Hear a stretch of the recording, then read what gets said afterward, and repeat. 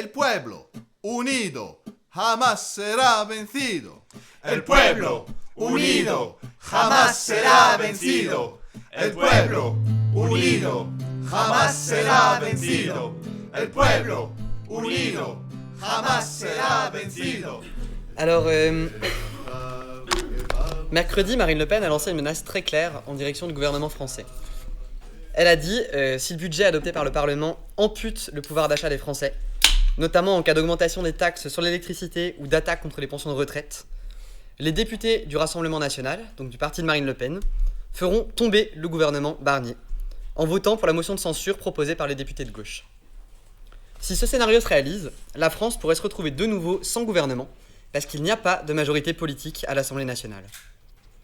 Et ça dans une période où les agriculteurs sont mobilisés contre le traité de libre-échange entre l'Union européenne et le Mercosur, où les cheminots entament une grève contre la privatisation de plusieurs services de la SNCF, où les fonctionnaires s'apprêtent à se mobiliser contre les coupes budgétaires, et où un nombre croissant de salariés sont en train d'entrer en lutte pour défendre leurs emplois face à une vague de licenciements dans l'industrie et dans la grande distribution, notamment dans les supermarchés Auchan et chez les pneus Michelin. Donc vous aurez compris, la situation est très loin d'être idéale pour la bourgeoisie française. Dans une période de développement de la lutte des classes, elle ne parvient pas à trouver une représentation politique suffisamment stable pour permettre à la classe dirigeante de mener correctement la guerre aux travailleurs, pour faire passer les mesures d'austérité que les grands patrons réclament et que leurs représentants réclament par-dessus tout. Le régime de la bourgeoisie est en crise, et elle cherche désespérément une solution pour sortir de cette crise. Or pour nous, au contraire, la période, elle est pleine d'opportunités. Parce que le développement de la lutte des classes, ça offre un terrain très favorable pour constituer les forces d'un parti communiste révolutionnaire en France. À condition, bien sûr, de bien comprendre les racines et les mécanismes de la crise qui est en cours. Et donc pour ça, il faut reprendre par les bases. La crise politique du régime en France, elle découle de la crise économique du capitalisme français. Donc si la bourgeoisie, elle réclame de l'austérité, si elle réclame des coupes budgétaires, des attaques contre les conquêtes des travailleurs, il faut vraiment avoir en tête, contrairement à ce que disent les réformistes, que c'est pas par méchanceté, c'est pas pour des raisons idéologiques. Par le passé, la bourgeoisie française, elle a été capable, et même très volontaire, pour faire de grandes concessions aux travailleurs. Parce qu'il s'agissait de les dissuader en fait de lutter pour changer le système. En période de croissance, après la Seconde Guerre mondiale notamment, alors que la bourgeoisie française s'enrichissait, elle était prête à jeter des miettes, et à vrai dire des miettes assez conséquentes aux travailleurs. Au fil de leur lutte, et notamment grâce aux mobilisations révolutionnaires de la Résistance et de mai 68, les travailleurs français ils ont obtenu un bon système relativement de sécurité sociale, des régimes de retraite et d'assurance chômage assez avancés, des services publics conséquents, un salaire minimum, et même pendant un temps, l'indexation des salaires sur les prix. Tout ça, ça coûtait très cher à la bourgeoisie, mais elle était prête à le concéder, parce que ça lui permettait d'acheter la paix sociale. D'autant que elle continuait de voir, je disais, ses profits grandir en fait, dans une période de croissance économique après-guerre. Elle voyait ses profits grandir et donc elle était prête à faire quelques concessions. Sauf que les temps ont changé pour le capitalisme français. Après cette période de croissance exceptionnelle, ce qu'on a appelé les 30 glorieuses, comme partout ailleurs en fait, dans les pays capitalistes avancés, le développement économique en France il a ralenti. D'abord avec la crise des années 70, et puis après une petite période de reprise, la croissance s'est complètement effondrée avec la crise de 2008, dont le capitalisme ne s'est toujours pas remis. La France, du coup, elle n'a pas été épargnée, parce qu'on caractérise à l'échelle mondiale comme une crise organique du système capitaliste. Et au contraire, elle a été frappée d'autant plus durement, parce que la France, l'impérialisme français, est lui-même en déclin relatif par rapport aux autres puissances capitalistes. À la crise mondiale du capitalisme s'ajoute en fait en France une crise particulière du capitalisme français, qui pourrit de façon accélérée. On parle donc d'un déclin relatif du capitalisme français par rapport à d'autres puissances impérialistes, comme les États-Unis, l'Allemagne, la Chine ou la Russie. La France pourrit plus vite que les autres. Elle recule sur les marchés mondiaux depuis de nombreuses années. Il y a un indicateur qui l'exprime très bien, c'est la balance commerciale, c'est-à-dire le rapport entre les importations et les exportations françaises. Depuis 2004, la France a une balance commerciale négative, c'est-à-dire qu'elle importe beaucoup plus que ce qu'elle exporte. En 2015, la France elle avait un déficit commercial de 42 milliards d'euros. En 2023, c'est passé à 99 milliards de déficit. Pour comparaison, l'Allemagne, qui est le principal concurrent de la France aujourd'hui sur le marché européen, elle n'a pas un déficit, commercial, elle n'a pas un déficit de la balance commerciale, elle a au contraire un excédent commercial de 218 milliards sur la même année. Donc de fait, on voit à quel point en fait, le capitalisme français recule, il a un problème de compétitivité, un sérieux problème de compétitivité, ce qui le rend très vulnérable dans un contexte de réduction des marchés à l'échelle mondiale. Historiquement, il y a des raisons à cette différence de compétitivité. Cette différence de compétitivité avec les autres puissances capitalistes, elle s'explique notamment par un retard dans l'adoption de politiques d'austérité. Ce que les bourgeois appellent donc le coût du travail. Le coût du travail a longtemps été trop important en France par rapport aux autres pays capitalistes. Pourquoi ? Parce que la bourgeoisie française était effrayée par le souvenir de la révolution de mai 68, et que quand elle a essayé de nouveau d'attaquer les droits des travailleurs, notamment en 1995 et en 2006, elle s'est retrouvée face à de forts mouvements de la classe ouvrière, de la jeunesse, qui l'ont terrifiée. Et donc, elle a longtemps hésité en fait, à attaquer frontalement les droits des travailleurs pour améliorer sa compétitivité. Elle savait que ça risquait de déstabiliser son régime, et pendant un certain temps, elle s'est abstenue. Mais donc, elle a creusé le retard avec les autres grandes bourgeoisies, qui, elles, étaient en train de mener ces attaques contre la classe ouvrière. Typiquement, dans le même temps, l'Allemagne adoptait les lois Hartz sous Schröder, qui détruisaient les droits des travailleurs, qui détruisaient le code du travail, bien avant que ça se fasse en France. Sauf que, depuis la crise de 2008, la bourgeoisie française n'a pas eu le choix. Avec, en fait, la crise qui a commencé à frapper assez durement, la bourgeoisie française s'est trouvée forcée de démanteler les retraites, de démanteler le code du travail, et de fournir aussi de généreuses subventions aux entreprises pour leur permettre de passer la crise. Et donc, la France a fini par rattraper son retard en matière de coût du travail. Et pourtant, depuis 2008 et depuis toutes ces contre-réformes, l'économie française reste en déclin, et reste en déclin relatif par rapport aux autres puissances capitalistes. Parce qu'il y a une autre raison à ce déclin relatif de l'impérialisme français, qui est que son économie, la composition de son économie, est très largement parasitaire. La part de la production industrielle dans la production économique, elle ne cesse de baisser, au profit du secteur des services et surtout du secteur financier. Pour donner un exemple de cette part importante du secteur financier en France, la France, elle détient le record d'Europe de la distribution de dividendes à ses actionnaires. C'est-à-dire qu'on n'est pas le pays le plus riche d'Europe, mais on est celui qui donne le plus de dividendes. Cette année encore, les dividendes en France devraient atteindre 54 milliards d'euros, contre, pour comparaison, 43 milliards en Allemagne, par exemple. Autrement dit, l'argent qui a été gagné par les capitalistes français grâce à la baisse du soi-disant coût du travail, c'est-à-dire grâce aux attaques contre les travailleurs et grâce aux cadeaux fiscaux à la bourgeoisie, il n'a pas été investi dans la modernisation ou dans l'extension de l'appareil productif. On n'a pas eu une renaissance industrielle en France, pas du tout. Ça a filé directement dans les poches des capitalistes ou dans la spéculation financière, ce qui revient au même en fait. Et une économie qui n'investit pas, mais qui au contraire continue de détruire son tissu industriel pour se concentrer sur la spéculation, c'est in fine une économie qui va mal et qui n'arrive pas à se développer. Et c'est pour ça que l'économie française, elle recule sur les marchés internationaux. D'autant plus que son impérialisme perd du terrain partout où il était présent, et notamment sur son terrain crucial qui était le terrain de son colonialisme, qui est l'Afrique. La France a longtemps dominé dans l'Afrique francophone, aujourd'hui elle perd du terrain, elle recule, notamment parce qu'elle est détestée par les populations locales. Les troupes françaises ont été chassées d'un pays après l'autre, au Mali, en Centrafrique, au Burkina Faso, au Niger, au profit des impérialistes russes et chinois. Au Cameroun, la part de marché des entreprises françaises, elle était à 40% dans les années 1990, dans les années 1990, elle est à 10% aujourd'hui. Elle a été drastiquement réduite. Et ça, c'est toute une partie de champ d'investissement en fait, où la France ne peut plus aller, où elle ne peut plus exporter ses marchandises, elle ne peut plus exporter ses capitaux. Et donc la seule façon pour les capitalistes français de compenser ces reculs à l'échelle internationale, c'est d'aggraver l'exploitation des travailleurs en France, pour donc réduire le coût du travail à défaut d'accroître justement ces marchés. Donc je disais, et je brossais à grands traits, le capitalisme français, il va mal. Il va très mal en fait, et ses perspectives sont très mauvaises. La croissance est en berne.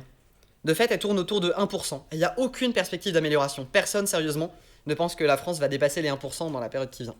Au pire, elle sera 1,6. Le chômage est reparti à la hausse, alors que Macron s'était vanté de l'avoir fait baisser dans les premières années de son mandat. Et le déficit est hors de contrôle. De fait, il y a eu des batailles entre les différents gouvernements pour savoir qui était responsable du déficit. Mais vous avez caché les chiffres. Non, mais les chiffres, c'est ça, en fait. Il y a une commission d'enquête en ce moment au Sénat qui interroge les membres de l'ancien gouvernement, notamment l'ancienne première ministre Elisabeth Borne. La bourgeoisie est paniquée par le déficit. Chaque jour, on apprend que c'est pire que le précédent, en fait. Et donc, en conséquence de ça, en conséquence du fait que la France a un gros déficit, elle s'endette, elle s'est endettée pendant des années et elle continue de s'endetter. La dette publique française se creuse. Aujourd'hui, ça va pas vous dire grand-chose, c'est des chiffres énormes, mais elle est autour de 3200 milliards d'euros. C'est-à-dire 114% du PIB. C'est énorme, de fait, c'est un des pays qui sont les plus endettés. Et le problème de la dette devient de plus en plus urgent. Parce que non seulement il y a la dette, mais il y a les intérêts de la dette. Et aujourd'hui, le paiement des seuls intérêts de la dette, ça représente 52 milliards d'euros par an. rien que pour payer donc les grandes banques qui nous ont prêté. De fait, le paiement des intérêts de la dette, aujourd'hui, c'est le deuxième budget de l'État français, après l'éducation nationale, et tous les observateurs prévoient que ça va empirer. A priori, le budget des intérêts de la dette devrait dépasser l'éducation nationale, si ce n'est l'an prochain, l'année d'après. Et donc, la bourgeoisie, elle a besoin d'agir très rapidement pour réduire les dépenses publiques. Parce que là, ça ne tient plus, en fait. Sauf qu'il est hors de question, évidemment, de toucher de façon significative aux cadeaux qui ont été faits aux entreprises. Hors de question, évidemment, aussi de taxer les riches, comme y appellent les réformistes de gauche. Ce qu'ils veulent faire, et ce qu'ils vont faire, c'est de faire payer la classe ouvrière. C'est leur seule variable d'ajustement. Donc voilà le cadre général dans lequel se déroule la lutte des classes en France aujourd'hui. C'est d'abord une lutte pour savoir qui va payer la dette, qui va résorber le déficit, qui va payer la crise. La classe ouvrière ou les capitalistes. Sauf que comme je l'ai mentionné tout à l'heure, faire payer la classe ouvrière, ça va pas être facile. D'ailleurs, ça n'est pas facile. Je l'ai mentionné tout à l'heure avec les mouvements de 1995 et de 2006, la classe ouvrière française, elle ne se laisse pas faire. Et elle est en fait assez reconnue pour sa combativité, pour des traditions de combat et pour des organisations relativement combatives. À vrai dire, depuis 2016, on a pu compter un mouvement social d'ampleur par an en France. On a vu de vastes mouvements de grève à l'échelle nationale. Il y a eu les mouvements contre la loi travail de François Hollande en 2016, des mouvements contre la loi travail de Emmanuel Macron en 2017, on a eu des mouvements contre une première tentative de réforme des retraites en 2019, puis un gros mouvement, un énorme mouvement contre la nouvelle tentative de réforme des retraites qui cette fois-ci a réussi en 2023. Mais on a vu aussi de puissantes grèves sectorielles. Par exemple, en 2019, il y a eu une très grande grève dans les chemins de fer des cheminots. En 2022, il y a eu une très grande grève reconductible qui a complètement bloqué les raffineries en France, les raffineries de pétrole. Et puis on a vu aussi des explosions sociales moins classiques, plus spontanées et moins encadrées. En 2016, dans le cadre de la lutte contre la loi travail, s'était constitué le mouvement Nuit debout, qui parlait de questions de démocratie, etc. Il y a eu en 2021, contre une attaque sécuritaire du gouvernement Macron, le mouvement contre la loi sécurité globale. Au sortir du Covid, les gens manifestaient contre les violences policières et contre le fait qu'on n'ait plus le droit de filmer la police. Et on a eu aussi, de façon plus violente, des émeutes. Il y a eu des émeutes dans les banlieues l'an dernier, en 2023, après la mort d'un jeune tué par la police. Et on a eu aussi cette année des mouvements d'émeutes dans les Outre-mer, notamment en Kanaki, du peuple kanak qui demande son indépendance, et en Martinique, avec de grosses manifestations contre la vie chère, qui de fait, pareil, ont pris un caractère semi-insurrectionnel. Mais surtout, et c'est peut-être le fait le plus crucial dans la période, en 2018-2019, il y a eu l'immense mouvement des Gilets jaunes, qui a proprement terrifié la bourgeoisie. À l'époque, on écrivait dans notre journal, on est au seuil d'une crise révolutionnaire. Et on n'était pas les seuls à le dire, de fait, la classe dirigeante était absolument terrifiée. Pourquoi tous ces mouvements ? Déjà parce que les travailleurs français, en fait, ils se sont habitués au niveau de vie qu'ils avaient conquis au fil des luttes, à une certaine stabilité et à une certaine façon, en fait, de mener son existence. Et donc, chaque coup porté par la bourgeoisie qui attaque les conditions de vie, les conditions de travail des travailleurs français, ça résonne dans la conscience. Les travailleurs français, ils passent pas leur temps à rêver du communisme et à rêver d'une autre société, etc. Ce à quoi ils aspirent principalement, c'est de pouvoir continuer à vivre comme avant. Les travailleurs français espèrent que leurs enfants auront une meilleure vie que la leur, et que les choses vont globalement s'améliorer, qu'ils vont pouvoir s'enrichir, etc. Sauf que là, ils commencent à comprendre, et ils comprennent peu à peu que ce ne sera pas le cas. Que là, la situation va empirer, que le retour en arrière est impossible, et qu'il va falloir lutter, pour préserver, ne serait-ce que pour préserver un certain niveau de vie. Et donc ce qui est à l'œuvre, c'est un processus de radicalisation. C'est pas original, c'est ce qui est à l'œuvre un peu partout dans le monde. Mais en France, cette radicalisation, elle a pris une forme accélérée. Elle a pris la forme de lutte massive. Et elle s'est aussi exprimée sur le plan politique. Donc l'édifice politique du capitalisme français, ce qui faisait la stabilité du régime, ça a longtemps tenu grâce à l'alternance de deux grands partis au pouvoir. Il y avait le parti traditionnel de la droite, les Républicains, et il y avait le parti traditionnel de la gauche, le Parti socialiste. Quand la droite au pouvoir devenait trop impopulaire, les masses votaient pour la gauche, en espérant du changement. Et puis le changement ne venait pas. Et donc les masses étaient déçues par la trahison des promesses de la gauche, et elles votaient à droite, pour punir la gauche aux élections suivantes. C'était un mécanisme assez bien huilé en fait, à base de démagogie, de promesses non tenues, et d'une aspiration commune entre les deux partis dirigeants à la stabilité. Un certain compromis en fait qui s'était fait avec le temps entre la gauche et la droite. Sauf que ce mécanisme bien huilé, qui garantissait la stabilité du capitalisme français, il s'est brisé. Et il s'est brisé très violemment. Aux élections de 2017, après 10 ans d'austérité menée par Sarkozy puis par Hollande, présidents respectivement de droite et de gauche, entre grands guillemets. Les Républicains et le PS, les deux partis se sont tous les deux effondrés, au profit de Le Pen et de Mélenchon. Alors Macron l'a tout de même emporté aux élections de 2017, parce qu'il a aspiré en fait les électorats des deux vieux partis. De fait, il a fusionné quasiment les Républicains et le PS autour de sa personne. Mais ces élections, elles ont surtout été marquées par une très forte polarisation. Polarisation à gauche et polarisation à droite, qui témoignait d'un profond sentiment anti-système dans les couches les plus opprimées et les plus exploitées de la population. Alors je reviendrai tout à l'heure, parce que c'est un sujet en soi, sur les raisons de la popularité et du succès de Le Pen. Mais en fait, fondamentalement, il faut comprendre que c'est les mêmes causes qui ont entraîné le succès de Mélenchon. Ces causes, c'est que les travailleurs français, ils cherchent un moyen de rompre avec le statu quo. Ils cherchent un moyen de donner en fait un coup de pied dans la fourmilière. Ils cherchent un moyen de rompre avec les partis qui sont responsables de l'austérité et de l'aggravation de leurs conditions de vie. Donc respectivement, le Parti Socialiste et les Républicains, et aujourd'hui de plus en plus évidemment Macron et son parti. Si le phénomène Le Pen il est assez comparable au phénomène Trump ou Meloni aux États-Unis ou en Italie, le phénomène Mélenchon c'est comparable à ce qui s'est passé avec Syriza en Grèce, avec Podemos en Espagne, avec Corbyn en Grande-Bretagne ou avec Sanders aux États-Unis. Avec un discours radical, avec un discours de rupture avec la vieille gauche, avec les trahisons de la vieille gauche, il a suscité l'espoir de millions de personnes. Et contrairement à Syriza, à Podemos, à Corbyn ou à Sanders, et malgré ses erreurs, et j'y viendrai sur les erreurs de Mélenchon, Mélenchon il n'est pas encore complètement discrédité aux yeux des masses. Et c'est un facteur important dans la situation politique française aujourd'hui. Entre les élections de 2012 et 2017, à l'époque donc où François Hollande était au pouvoir, après avoir critiqué sans relâche le gouvernement socialiste de François Hollande, Mélenchon il est passé de 11% à 19% des voix. Il est passé de 4 à 7 millions d'électeurs. C'est de fait le candidat et le camp politique qui a grandi le plus vite entre ces deux élections, entre 2012 et 2017. Il y a eu un vrai coup de barre à gauche. Entre 2017 et 2022, il a encore gagné 650 000 électeurs par rapport aux élections précédentes. Et donc il s'est retrouvé de fait aux portes du second tour. Le soir des résultats du premier tour en 2022, c'était pas évident. Il y a eu un temps où c'était extrêmement serré entre Le Pen et Mélenchon, et même les journalistes en fin de soirée étaient plus très sûrs de qui était devant. De fait, il a manqué seulement 420 000 voix à Mélenchon pour arriver au second tour. On n'a vraiment pas été loin. De fait, il était aux portes du second tour et par là, pas loin d'être aux portes du pouvoir. Donc le message paraît clair. À travers leurs grèves, leurs manifestations, leurs émeutes et tous les espoirs qu'ils ont placés dans la candidature de Mélenchon en 2017, en 2022, les travailleurs français, ils ont montré qu'ils aspiraient à un changement radical et surtout qu'ils aspiraient à rompre avec l'austérité. Sauf que Mélenchon a tiré les conclusions opposées. À mesure qu'il se rapproche du pouvoir, à mesure que ça devient réaliste, Mélenchon président ou Mélenchon Premier ministre, il tente de devenir plus conciliant. Il vire vers la droite. Depuis 2017, malgré son succès, il a largement modéré son programme, qui reste un programme très progressiste, qui améliorerait grandement la situation des travailleurs si seulement il pouvait être appliqué. Mais de fait, il l'a très largement modéré. Mais surtout, il a fait pire que ça, il s'est engagé dans des alliances mortifères. Aux élections législatives de 2022, alors qu'il venait de faire quasiment qu'il avait fait dans 20% des voix, et que de fait il était aux portes du second tour, il a proposé un front commun à tous les partis discrédités du centre-gauche. C'est-à-dire qu'il a proposé au PS et aux Verts, qui venaient de faire respectivement 1% et 4% aux élections, qui avaient été complètement balayés par la radicalisation, il a proposé à ces partis de constituer une alliance, la NUPES, la Nouvelle Union Populaire Écologique et Sociale.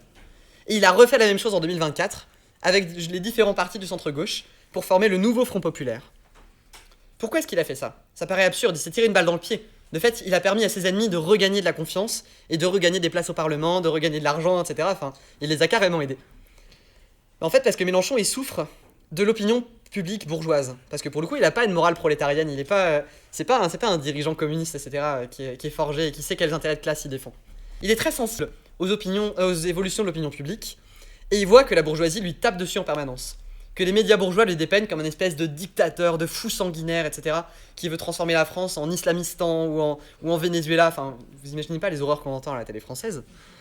Et du coup, Mélenchon, il espérait se réconcilier, en fait, avec l'électorat modéré du PS, des Verts. Il essaye, en fait, de chasser, de récupérer des électeurs d'un centre-gauche qui disparaît, en fait, de jour en jour, parce que les gens n'y croient plus. Sauf que ce qu'il a fait avec ses alliances avec les partis du centre-gauche, il n'a pas vraiment gagné leurs électeurs. Il n'a pas vraiment gagné les gens modérés, etc., qui ont peur de Mélenchon parce qu'il parle un peu fort et tout. Ce qu'il a fait surtout, c'est qu'il s'est coupé des couches les plus radicales de son électorat. Il s'est décrédibilisé aux yeux des millions de gens qui veulent mettre un grand coup de pied dans le système et qui ne supportent plus les François Hollande, les Verts, etc., qui ont trahi, qui ont détruit leurs conditions de vie. Il s'est décrédibilisé, notamment, aux yeux des millions d'abstentionnistes et aux yeux des millions d'électeurs de Le Pen qui pourraient être convaincus par un Mélenchon combatif, par un Mélenchon qui porterait réellement la possibilité de changer de système. Ces gens-là, ils savent pas précisément ce qu'ils veulent. Leur conscience de classe, elle n'est pas encore très claire. Je veux dire, la conscience de classe des électeurs de Le Pen ou des abstentionnistes en France, c'est pas l'Eldorado, hein. Mais ces gens-là, ils savent ce qu'ils veulent pas.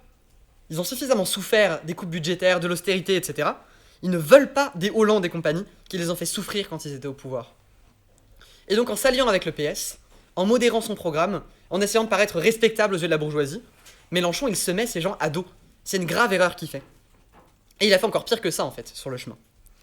Après le premier tour des législatives de cet été, j'y reviendrai sur les législatives de cet été, il s'est engagé dans une alliance de désistement mutuel avec les macronistes, dans un soi-disant front républicain, pour empêcher les candidats du Rassemblement national d'accéder au second tour.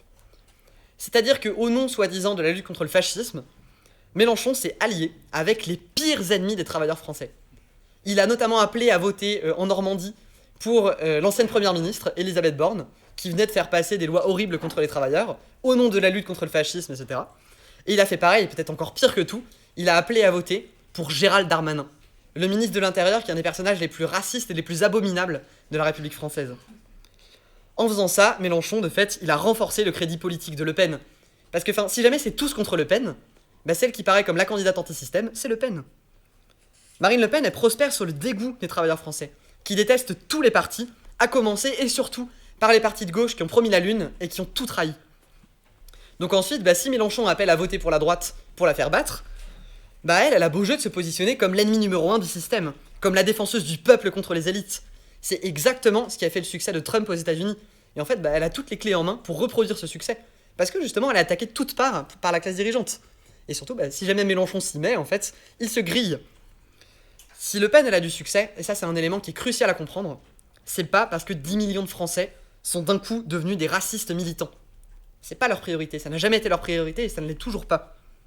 Ce qu'elle exprime avant tout, Marine Le Pen, c'est le rejet du système. C'est la volonté de donner un grand coup de pied dans la fourmilière, de changer de base aussi, de changer la façon dont la société fonctionne. À ce titre, il y a un chiffre qui est assez intéressant sur l'électorat Le Pen et sur la façon dont il fonctionne. C'est qu'il y a un sondage qui a été fait par l'IFOP, par l'Institut de sondage français, auprès des électeurs des différents partis, et sur la vision qu'ils avaient du communisme. Donc ils ont interrogé un peu des électeurs, des sympathisants du Parti Socialiste, du Parti Communiste, de la France Insoumise, mais aussi des partis de droite, pour savoir ce qu'ils pensaient du communisme. Et ils ont trouvé que 32% des jeunes sympathisants du Rassemblement National, donc des gens qui ont voté pour le Rassemblement National, qui ont moins de 30 ans, 32% d'entre eux estiment que le communisme c'est une idée d'avenir. Ça paraît contradictoire, ça paraît extrêmement contradictoire. De fait, ça montre un peu le niveau de confusion de ces gens.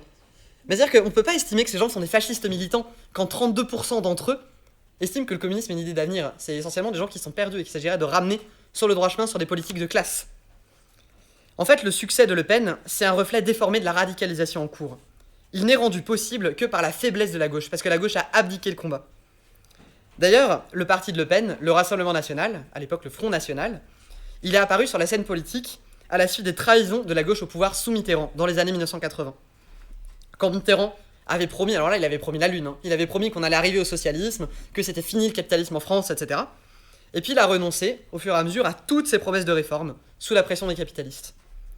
Le parti de Le Pen, il est arrivé à cette époque-là, il a pris son essor à cette époque-là, et ensuite chaque fois que la gauche est passée au pouvoir, avec Jospin dans les années 90-2000, puis avec Hollande à partir de 2012, ça ne fait que renforcer le Front National, puis le Rassemblement National, en donnant l'idée que finalement, la droite, la gauche, on a tout essayé, il n'y en a qu'un qu'on n'a pas essayé, il n'y en a qu'une qu'on n'a pas essayé, c'est Marine Le Pen. Et donc là-dedans, le racisme, c'est clair qu'il existe, et de fait c'est un fléau dans la société française, mais il faut bien avoir en tête que le racisme n'est pas propre à Marine Le Pen et à son parti. On n'a pas un parti raciste et puis tous les autres qui sont très gentils et qui défendent la démocratie et l'égalité entre les hommes et les femmes, etc. Il suffit de regarder les lois immondes sur l'immigration qui ont été votées sous Hollande et sous Macron. Les déclarations vraiment affreuses, absolument affreuses de tous les partis, de tous les politiciens bourgeois, à propos des migrants, à propos des musulmans. Le racisme, et en particulier le racisme à l'égard des musulmans, c'est une manœuvre de la bourgeoisie française dans son ensemble pour détourner l'attention de la crise de son système. C'est devenu un véritable pilier de la stabilité du régime. La tactique du bouc émissaire, elle est en fait utilisée de façon caricaturale pour diviser les travailleurs, et puis au passage pour attaquer la gauche, notamment pour attaquer Mélenchon. Quand le gouvernement mène des attaques contre la classe ouvrière, les médias ils s'empressent de lancer une nouvelle polémique sur le voile ou sur l'insécurité. À un point où ça devient comique. Par exemple, quand le mouvement des retraites en 2023, il a commencé à refluer, Macron a fait un discours à la télé en se posant comme chef de guerre, etc., qui allait nous ramener le pays sur le droit chemin. Mais ce dont il a parlé avant tout, c'est de l'immigration. Il a dit on va faire des lois contre l'immigration là, parce que ça va pas du tout. Et puis il a parlé des gens qui touchent le RSA, qui touchent les aides sociales, qui seraient des assistés, il faut lutter contre ça, etc. Il a essayé de détourner l'attention. Ça a relativement marché de fait, dans un contexte de reflux, de déclin du mouvement. Quand on apprend, pour donner d'autres exemples un peu de ces manœuvres de diversion, quand on apprend par exemple que le niveau des élèves français en français ou en maths ou en histoire est en train de baisser, à la télé on nous explique que c'est pas à cause du manque de moyens dans l'éducation, que c'est pas à cause du fait que les profs français aujourd'hui ils doivent gérer des classes de 30, de 35 élèves, etc. dans des établissements qui sont en ruine où les plafonds tombent. Non, la télé nous explique que c'est à cause des immigrés. C'est les immigrés qui font baisser le niveau parce qu'ils sont très bêtes. Ou alors que c'est à cause des islamistes qui veulent empêcher les enfants d'apprendre en fait. Et qui leur disent non, il faut pas apprendre les maths, etc. C'est pas bon, c'est pas religieux. Voilà ce qu'on raconte à la télé française. Ou alors à l'automne dernier, quand il y a eu un véritable problème de santé publique avec une infestation de punaises de lit dans les grandes villes, on nous expliquait que c'était pas à cause de l'insalubrité ou de la crise du logement, du fait que les conditions des gens devenaient de plus en plus précaires avec la crise. Bah non, c'était les migrants. Parce que les migrants ils sont très sales, très méchants, ils nous mettent des punaises de lit partout. Voilà un peu le niveau du débat politique en France. Ça peut sembler très bas, c'est très bas. Mais en fait, le fait que le niveau du débat politique en France soit aussi bas, c'est un reflet de la crise de régime du capitalisme français. Les masses, elles n'ont plus confiance dans les grands partis. La démocratie, c'est devenu un mot creux, après des années d'attaques antidémocratiques, de lois qui passent sans majorité, de référendums dont on ignore les résultats, d'élections dont on ignore les résultats maintenant. Et donc personne ne songe à promettre la démocratie, de fait ça sonnerait creux. Personne non plus ne songe à promettre la prospérité aux électeurs français, parce que là la prospérité elle a l'air très loin. Tout le monde sait que c'est la crise et personne ne va raconter de mensonges à ce sujet-là. Et donc le seul moyen que trouve la bourgeoisie française pour mobiliser les masses électoralement et pour leur donner l'impression en fait qu'elles ont leur mot à dire sur quelque chose, c'est de les affoler avec des mensonges et avec de la propagande des horreurs racistes. C'est en ça que le racisme c'est devenu un pilier du régime français. C'est devenu un de ses derniers éléments de stabilité. Mais c'est un pilier qui n'est pas très solide. C'est un pilier qui est assez instable. Parce que la moindre lutte de classe peut le mettre en danger. Typiquement, pendant le mouvement des Gilets jaunes, en 2018-2019, on a vu des électeurs de Mélenchon, des électeurs de Le Pen, et surtout énormément d'abstentionnistes, qui sont mobilisés côte à côte pour défendre leurs conditions de vie. L'extrême droite a essayé de récupérer le mouvement. Ils ont fait tous les efforts possibles. Ils sont allés sur les ronds-points, ils sont allés sur les manifs, au début. Et ils ont essayé d'agiter les gens en leur parlant de l'immigration, en leur parlant des musulmans, de l'islam, etc. Ça n'a pas marché. Vraiment, ça a fait flop. C'est tombé dans l'eau. Pourquoi ? Parce que tout ce que demandaient les manifestants, c'était des hausses de salaire, c'était le renforcement des services publics, c'était une véritable démocratie. Le racisme, ils en avaient plus rien à faire. Les immigrés, c'était la dernière de leurs préoccupations. De fait, leur slogan, c'était pas les étrangers dehors, etc., comme on aurait rêvé Marine Le Pen. Leur slogan, c'était pour l'honneur des travailleurs et pour un monde meilleur. Voilà où vont spontanément les travailleurs français quand ils se mobilisent. Voilà où vont spontanément, en fait, les travailleurs en général quand ils se mobilisent. Parce que c'est leur instinct de classe. Et donc, dans ces conditions, quand la classe ouvrière est mobilisée et qu'elle commence à se mobiliser en tant que classe, il n'y a pas moyen de faire des diversions racistes. Juste, ça prend pas, en fait. Les gens ont la tête ailleurs. Ils luttent côte à côte, ils luttent pour les intérêts de la classe dans son ensemble, et donc ces diversions ne prennent pas, elles ne marchent pas. Et donc dans ce contexte-là, la classe dirigeante française, elle a dû s'en remettre à la répression brutale, violente. La répression du mouvement des Gilets jaunes, elle a été particulièrement violente. Il y a une femme qui a perdu la vie, il y a des gens qui ont eu des yeux crevés, il y a eu beaucoup de gens qui ont été mutilés, défigurés pendant ce mouvement. Il y a des gens qui ont été blessés avec des séquelles irréversibles. Et pourtant, cette répression, alors qu'elle a fait très peur, qu'elle a plongé la France quand même dans un stade de chaos assez avancé, elle n'a pas empêché les Gilets jaunes de continuer à manifester. Semaine après semaine, tous les samedis, ils allaient manifester, ils bloquaient les ronds-points, etc. Pour décourager les travailleurs qui étaient en lutte, il a fallu recourir à un troisième élément. Donc, ni le racisme, ni la violence. Un troisième pilier du régime capitaliste en France, qui était le pilier le plus crucial aujourd'hui. C'est la passivité des dirigeants du mouvement ouvrier. C'est une arme immense de la classe dirigeante. La mobilisation des Gilets jaunes, elle était largement constituée de travailleurs, avec des revendications très progressistes, très avancées. Mais les dirigeants des syndicats ont refusé de rejoindre cette mobilisation. Philippe Martinez, qui était le dirigeant à l'époque de la CGT, le plus puissant syndicat français, il estimait que c'était un mouvement d'extrême droite. Parce que vous comprenez, il y avait des gens d'extrême droite dedans. Et donc il fallait pas s'y mélanger, surtout pas, ça aurait été fasciste. Sous la pression du gouvernement, il a même signé une tribune pour condamner les violences des Gilets jaunes. Parce que vous comprenez, les Gilets jaunes ont un peu cassé l'immobilier urbain et ils ont même attaqué une réplique de statue à l'intérieur de l'Arc de Triomphe. Il a signé une tribune aux ordres du gouvernement pour condamner les violences des Gilets jaunes au moment même où les Gilets jaunes se faisaient tabasser sévèrement par la police de Macron. Alors du coup, ce puissant mouvement spontané s'est trouvé sans direction, sans perspective, sans savoir où aller. De fait, dans le feu d'un mouvement comme ça, c'est impossible de se constituer une direction sérieuse. Et les Gilets jaunes ont été perdus par ça, ils ne savaient pas où aller, ils ne savaient plus comment faire pour avancer. Là-dedans, Mélenchon a une position moins horrible que la CGT, il n'a pas condamné le mouvement, mais il s'est contenté de faire le cheerleader sur le côté. Il a apporté son soutien en parole aux Gilets jaunes, il a dit c'est très bien ce que vous faites, mais il a refusé d'apporter une direction, avec des arguments très démagogiques. Il a dit c'est aux Gilets jaunes eux-mêmes de savoir ce qu'il faut faire, etc. Je leur fais confiance, je les suis. Sauf que les Gilets jaunes n'avaient pas besoin d'être suivis, ils avaient besoin d'être dirigés, il leur manquait une direction, il leur manquait un programme. Mélenchon a refusé de leur donner ça. Et ce schéma-là, de passivité des directions du mouvement ouvrier, sous des formes variées, diverses, on le retrouve dans toutes les grandes luttes des dernières années, dans toutes les luttes dont je vous ai parlé au début de cet exposé. Aucun des grands mouvements de grève n'a obtenu satisfaction. Tous ceux que j'ai cités, là, ils ont tous perdu. Alors qu'ils ont mobilisé des centaines de milliers, sinon des millions de travailleurs. À l'hiver dernier, à celui d'encore avant, il y avait des manifestations absolument monstrueuses à Paris. Des trucs immenses, ça n'a rien donné. Pourquoi ? Parce que les directions syndicales se sont obstinées à organiser ces mouvements, à organiser la colère qui était présente dans ces mouvements et l'envie de transformer le système sous une forme inoffensive. C'est ce qu'ils appellent la tactique des journées d'action. L'idée d'une journée d'action, c'est qu'on fait une journée de grève dans toute la France. On appelle ça la grève générale, etc. On est très hypé. On fait une manif, puissante manif, il peut y avoir jusque des millions de personnes dans la rue. Mais le soir, on rentre chez soi. Et le lendemain, on retourne au travail. Ils ont fait ça pendant des mois. Pendant des mois, il y avait une manif, éventuellement 2 manifs par semaine. Et entre-temps, on retournait au travail. Ça fait pas peur, ou assez peu peur à la bourgeoisie en fait. Si les gens continuent de travailler entre 2 manifs, ça sert juste à canaliser la pression, quoi. Ça sert juste à canaliser le mouvement, à faire baisser un peu la pression jusqu'au moment où les travailleurs se découragent parce qu'ils n'ont rien obtenu.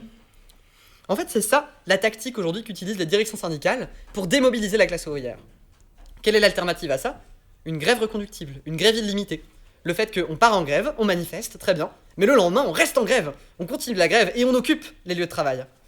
Et ça, c'est pas utopique. De fait, ça a eu lieu plusieurs fois. Les cheminots ont été en grève reconductible, les raffineries étaient en grève reconductible dès l'hiver 2022. C'est-à-dire qu'au moment où la CGT refusait d'organiser un mouvement de grève reconductible, quand il y avait 1 million de travailleurs dans la rue, on avait les raffineries qui tenaient, qui étaient occupées, qui continuaient de ne pas travailler, il y avait une grève reconductible, et là c'était possible d'étendre en fait le mouvement de grève reconductible. Au contraire, la direction de la CGT a mis ça sur le côté, il parlait très peu des raffineries, de fait, et il parlait très peu de cette possibilité de grève reconductible. Quand on leur posait la question, ils disaient non, mais c'est à la base des travailleurs de décider, nous on n'a pas à les influencer là-dedans, etc. Ils ont fait la même chose qu'a fait Mélenchon avec les Gilets jaunes en fait. Se défausser de leur responsabilité de dirigeants, c'était à eux d'impulser un mouvement comme ça, de donner une tactique pour la victoire. Ils l'ont pas fait, ils ont systématiquement refusé d'organiser une campagne pour des grèves reconductibles prolongées, qui auraient véritablement bloqué le pays, parce qu'ils avaient peur. Parce qu'ils avaient peur que de telles grèves échappent à leur contrôle. Parce que c'est précisément comme ça qu'a éclaté le mouvement de mai 68, avec une grève reconductible générale, qui de fait a porté les travailleurs aux portes du pouvoir. De fait, il manquait juste que l'action décisive pour que les travailleurs prennent le pouvoir pendant la révolution de mai 68. Ça a terrifié les directions syndicales parce qu'elles avaient complètement perdu le contrôle sur le mouvement.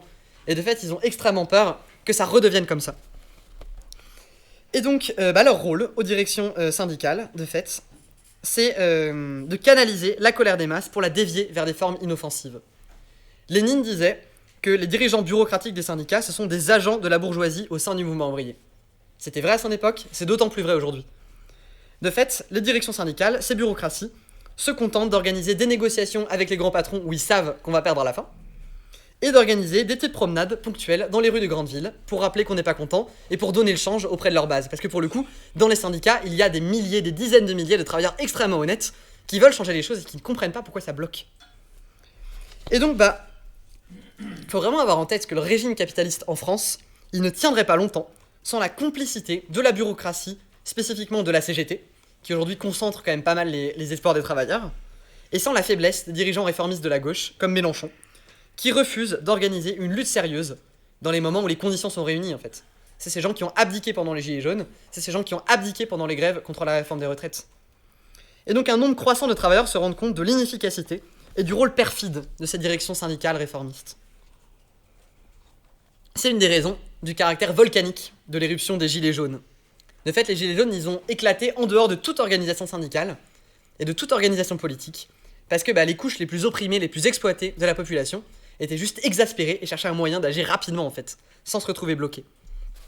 Mais cette colère aujourd'hui, elle s'exprime aussi à l'intérieur des organisations de masse, et en particulier au sein de la CGT. Il y a une aile gauche qui s'est formée au sein de la CGT sur les dernières années, à la suite en fait des grands mouvements de lutte et de leurs défaites.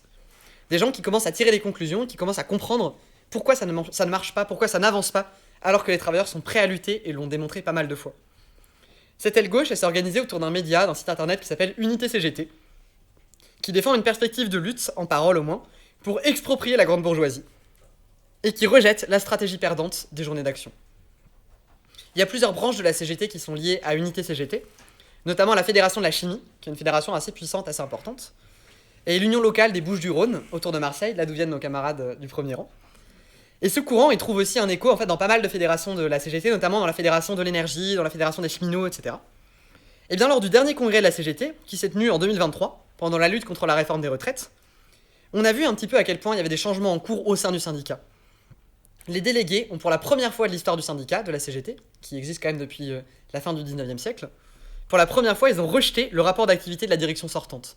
Donc ils ont dit en fait à la direction, vous vous vantez d'avoir réussi, d'avoir obtenu des choses, etc. Vous êtes des menteurs, c'est faux, vous n'avez fait que nous faire perdre, etc. C'est ça que signifiait ce vote contre le rapport d'activité. Et puis 36% des délégués du congrès ont voté pour les candidats d'Unité CGT à la direction du syndicat. 36%, c'est pas encore la majorité, mais ça n'en est pas loin. Je veux dire, il y a une opposition croissante, importante, qui se fait entendre au sein de la CGT, et qui dit il faut aller plus loin, il faut lutter contre le capitalisme, et il faut mener une stratégie gagnante pour renverser le gouvernement. Et ça, c'est encore un signe de la radicalisation et de la polarisation qui sont en cours en France. Mais le signe le plus éclatant aujourd'hui, celui qui concentre tous les esprits en France actuellement, de la radicalisation, de la polarisation, c'est le chaos politique de la crise en cours. Au printemps dernier, pour refaire un peu d'histoire, après une cuisante défaite de son parti aux élections européennes, Macron, il a dû dissoudre l'Assemblée nationale parce qu'il n'avait plus de base de soutien. Il n'avait plus aucune légitimité démocratique. Et donc il a convoqué des élections législatives anticipées pour former un nouveau gouvernement. Comme j'expliquais tout à l'heure, Mélenchon a fait une grave erreur. Il a commis l'erreur de s'allier avec l'aile droite du réformisme, puis de s'engager dans un soi-disant front républicain avec les macronistes. Ça a sérieusement miné l'enthousiasme des électeurs pour la gauche. Mais malgré tout, l'Alliance de gauche, le Nouveau Front Populaire, a recueilli 9 millions de voix au premier tour. C'est-à-dire 3,2 millions de voix en plus par rapport aux législatives de 2022. Donc il y a encore une polarisation qui se fait vers la gauche.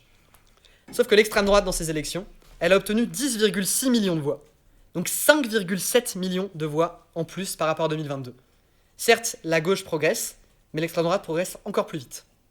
Notamment, et surtout, à cause des trahisons de la gauche en fait, à cause de la modération de Mélenchon. Et donc Macron, il a perdu sa majorité à l'Assemblée. Parce que du coup, il y avait des gros pôles autour de lui là, qui ont quand même pris pas mal de place.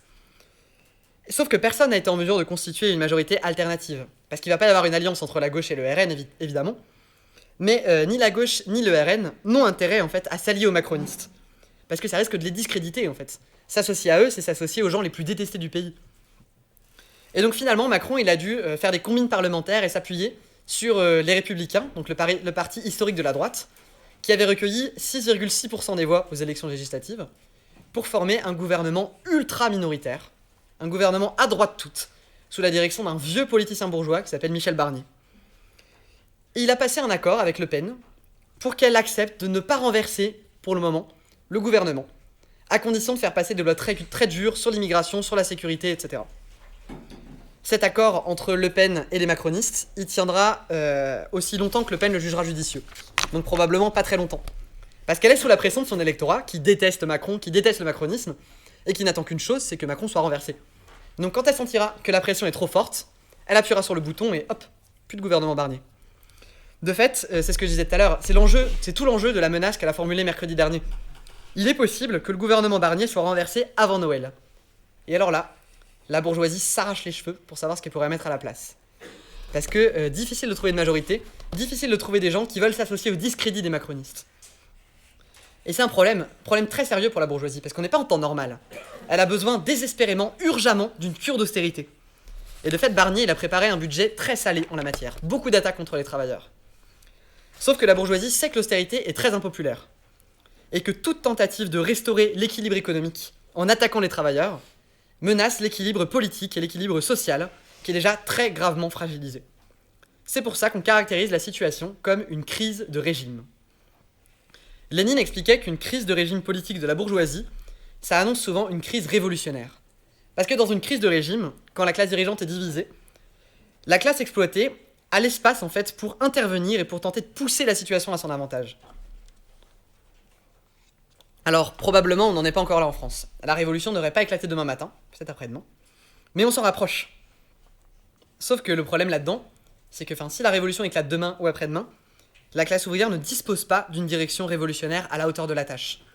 Les directions de la classe ouvrière ont été incapables de faire gagner de simples mouvements de grève. Elles vont pas pouvoir faire gagner une révolution. Ni Mélenchon, ni Sophie Binet, qui est la nouvelle dirigeante de la CGT, ne sont prêts à porter les travailleurs au pouvoir. Ils n'ont même pas organisé une lutte sérieuse contre le gouvernement Barnier, depuis qu'il a été nommé. Alors que c'est un gouvernement ultra minoritaire qui est déjà détesté par la majorité de la population, alors qu'il commence déjà à attaquer les droits des travailleurs, ils n'ont pas organisé de réponse sérieuse à ça. La France Insoumise a organisé une petite manif au début du mois de septembre. La CGT a refusé de la rejoindre. Sophie Binet a dit non, indépendance syndicale, on ne veut pas se mêler à ça, on ne va pas être récupéré par les politiciens. Ils ont refusé de s'associer à cette manifestation contre le gouvernement. Sophie Binet, elle a promis une grève en novembre. Non, en octobre, début octobre. Ça a laissé tout un mois quand même à la bourgeoisie pour s'armer. Et Mélenchon, après avoir fait une petite manif et avoir accompli son devoir, etc., maintenant il se concentre sur le Parlement. Aujourd'hui, les députés de la France Insoumise font de super discours au Parlement. Ils votent des lois la nuit quand il n'y a plus les députés de droite pour abolir le capitalisme, tout ce que vous voulez. Sauf que derrière, ils n'ont pas la majorité, personne n'a la majorité au Parlement. Ils savent très bien que tout ça ne va pas passer. Et par contre, ils n'organisent pas de lutte sérieusement à l'échelle des lieux de travail, dans la rue, dans les universités, etc. Ils ne mènent pas ce travail-là, ils sont complètement coupés de la classe ouvrière. Ils sont dans ce que Engels appelait le crétinisme parlementaire. De fait, on a rarement vu des crétins parlementaires aussi finis que les députés aujourd'hui de la gauche française. Donc il manque fondamentalement une alternative. La direction révolutionnaire n'est pas là, il n'y a même pas de direction sérieuse de la classe ouvrière, et c'est précisément la tâche de notre section française de construire cette direction révolutionnaire. C'est pour ça que nos camarades français, qu'on va construire le week-end prochain, on va fonder un parti communiste révolutionnaire dans notre congrès de fondation. Et on a la joie d'avoir pas mal de camarades suisses qui vont venir pour assister à ça. Construire un parti communiste révolutionnaire dans le feu de la lutte des classes, c'est une perspective extrêmement enthousiasmante. De fait, c'est une joie pour les camarades français, c'est clair.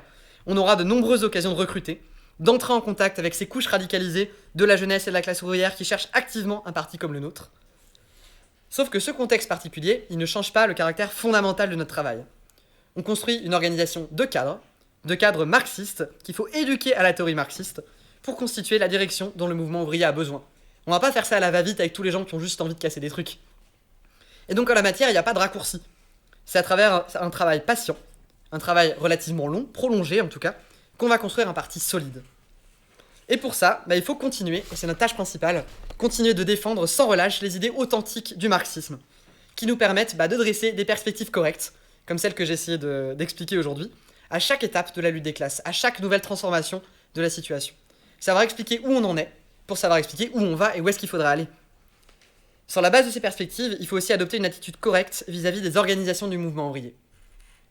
Les flux et reflux de la lutte des classes, les pressions contradictoires que les travailleurs et la bourgeoisie mettent sur les organisations du mouvement ouvrier, ça a un impact du coup sur les organisations ouvrières. Ça a un impact sur la CGT. On a vu un peu cette pression ouvrière qui s'exprime à travers Unité CGT et cette opposition au sein du syndicat. Ça a aussi un impact sur la France Insoumise, qui passe son temps à osciller à gauche et à droite. J'ai parlé des virages à droite très nets qui ont été faits. Il y a aussi des petites oscillations à gauche, par exemple. De fait, ils ont été les seuls à tenir sur la question de la Palestine, parce qu'ils avaient une pression importante de la jeunesse et du mouvement ouvrier pour rester fermes sur la question, là où tous les partis de gauche ont trahi autrement. Et donc, de fait, on doit être capable d'analyser ces évolutions pour intervenir avec justesse, ne pas avoir des positions caricaturales, et savoir saisir en fait les travailleurs et les jeunes à l'étape où ils en sont aussi dans leur conscience. J'ai beaucoup critiqué Mélenchon aujourd'hui, Et c'est ce qu'on fait en permanence, c'est ce qu'on doit faire, parce que de fait, Mélenchon, c'est un gros obstacle sur la voie du prolétariat aujourd'hui en France. Mais il faut comprendre que malgré ses limites réformistes, il reste aujourd'hui encore le point de repère à gauche. Il représente encore la seule opposition à peu près consistante à gauche à Macron, et la seule opposition à la campagne raciste de la bourgeoisie qui s'est accentuée avec le génocide en Palestine. Et donc une partie importante des jeunes et des travailleurs français continue d'accorder leur confiance à Mélenchon. Avec plus ou moins d'enthousiasme, mais ils soutiennent Mélenchon faute de mieux. Ils soutiennent aussi Mélenchon pour le défendre face aux attaques de la bourgeoisie, parce qu'ils savent pour le coup qu'ils détestent la bourgeoisie, et qu'ils voient que Mélenchon apparaît comme leur ennemi. Et donc il faut savoir, nous adresser à ces gens-là. On peut pas juste arriver avec la faucille et le marteau et dire « Coucou, c'est nous, rejoignez-nous ». Il faut savoir expliquer, avoir une position juste vis-à-vis de Mélenchon, et savoir expliquer, savoir comment le critiquer aussi. Savoir nous adresser à eux pour les convaincre, les gagner aux idées du communisme. Et enfin, un dernier point important dans les perspectives qu'il faut qu'on ait en tête quand on construit le parti en France, c'est le fait que l'essor de l'extrême droite sur fond de crise de régime, ça provoque une profonde inquiétude, et une inquiétude légitime, dans de larges couches de la classe ouvrière, de la jeunesse, dans la gauche. C'est à nous d'expliquer quels en sont les ressorts, d'où vient l'extrême droite, à quoi elle correspond, et comment est-ce qu'on peut la combattre efficacement, avec une politique de classe, audacieuse et révolutionnaire. Sur cette base-là, avec les bonnes idées, les bonnes perspectives et une organisation solide, formeuse d'idées du marxisme, on peut grandir rapidement, solidement, et on peut implanter profondément l'internationale communiste révolutionnaire dans le pays de la Commune de Paris, de la Révolution de 1936 et de la Révolution de mai 68. Il y a de grands événements qui se profilent, une répétition de ces grands événements révolutionnaires arrivera, et on doit être prêt à y intervenir, et on doit être prêt à les porter à la victoire. À ce titre, c'est pas seulement une question de la section française. La croissance de toute l'internationale, de l'international dans son ensemble, ce sera un facteur important dans notre croissance en France. Les jeunes et les travailleurs de France, ils regardent pas seulement la France, ils regardent ce qui se passe à l'international. Si on construit une ICR puissante, une ICR qui soit un point de repère pour tous les gens qui aspirent à renverser le système partout dans le monde et à établir une société communiste, alors là, on va pouvoir grandir d'autant plus vite en France. Et donc tous nos progrès, à ce titre, en Grande-Bretagne, aux États-Unis, au Pakistan, en Italie, mais aussi au Canada, en Suisse et en Belgique, et ailleurs, tout ça, ça va nous renforcer. Alors camarades, au travail, on a du boulot. El pueblo unido jamás será vencido. El pueblo unido jamás será vencido. El pueblo unido jamás será vencido. El pueblo